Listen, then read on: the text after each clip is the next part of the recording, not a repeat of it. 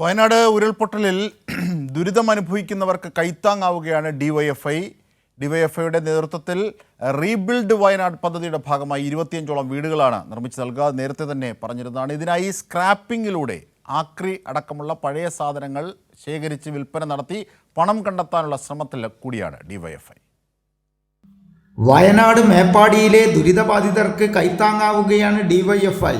25ലധികം വീടുകളാണ് ഡിവൈഎഫ്ഐ സംസ്ഥാന കമ്മിറ്റി നിർമ്മിച്ചു നൽകുക.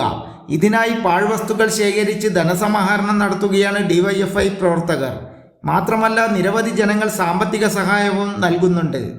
പാലക്കാട് മണ്ണാർക്കാട് പഴയ സാധനങ്ങൾ ശേഖരിക്കുന്നതിന് എത്തിയപ്പോഴാണ് ഡിവൈഎഫ്ഐ ബ്ലോക്ക് കമ്മിറ്റി അംഗം അനൂപിൻ്റെ ഭാര്യ രേഷ്മയുടെയും കുഞ്ഞിൻ്റെയും വിരലിൽ കിടന്ന സ്വർണ്ണമോതിരം ഊരി നൽകിയത്.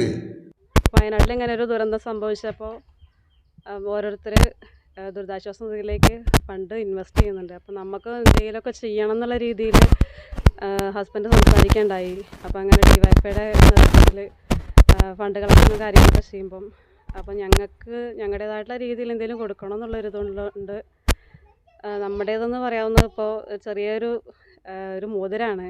മോതിരെങ്കിൽ മോതിരം നമുക്കത് അതിലോട്ട് ഇൻവെസ്റ്റ് ചെയ്ത് നമുക്കും ഇതിനൊരു ഭാഗമായിട്ട് മാറാമെന്ന് വിചാരിച്ചിട്ടാണ്.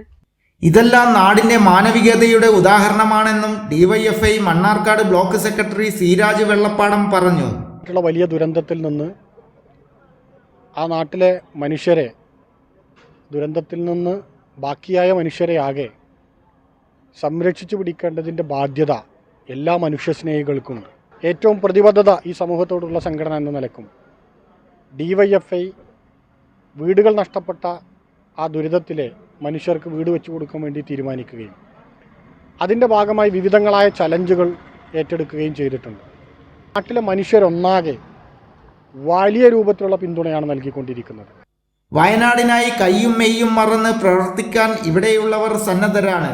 ഡിവൈഎഫ്ഐ എന്ന സംഘടന 2 കൈകളും കൊണ്ട് ചേർത്ത് പിടിക്കുന്നുണ്ട് വയനാടിനെ. അതിലേക്ക് ഇതുപോലെ സംഭാവനകൾ നൽകി ആളുകൾ അത്ഭുതപ്പെടുത്തുന്നുമുണ്ട്. കൈരളി ന്യൂസ്, പാലക്കാട്.